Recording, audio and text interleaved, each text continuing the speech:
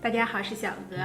现在正是吃蒜苔的季节，每年这个时候家里面都会腌很多蒜苔，等收麦子的时候吃馒头配米饭，爽脆开胃又解腻，非常的舒服。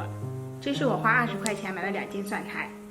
首先把比较老一点的蒜苔帽取下来，蒜苔帽不要丢，可以用来炒鸡蛋吃，也非常的美味。我们先把蒜苔放在流水下冲洗干净，洗干净之后再给它摊开，晾干水分。水分晾干之后，切成3厘米长的小段。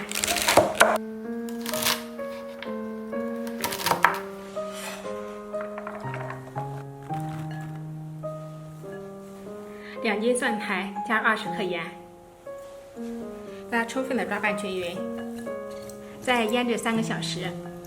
时间腌的久一些，可以充分的把里面的辛辣味腌出去，吃起来口感会更好。我们现在来调酱汁，这是1斤蒜苔的比例：100克生抽，100克陈醋，200克清水，8克盐，15克冰糖，1小勺花椒粒，再加入1个八角，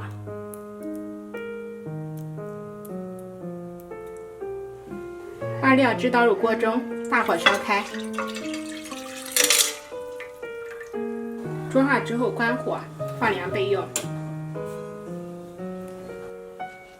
现在已经过了3个小时了，里面已经出来了很多水分。现在我们来分享3种腌制方法。先把腌好的蒜苔平均分成2等份。第一种腌制方法，里面放上一些小米辣，再放一些姜丝，再倒入放凉的料汁，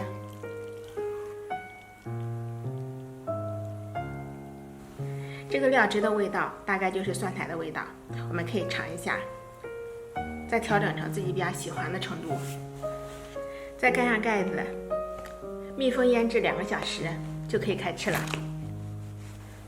我们的第2种方法就这样用盐直接腌好就可以吃了。接下来我们分享第3种腌制方法，这是其中的1斤蒜苔，1斤蒜苔我们是10克盐，再加入3倍的白糖，也就是30克白糖，把它搅拌均匀，也腌制2个小时。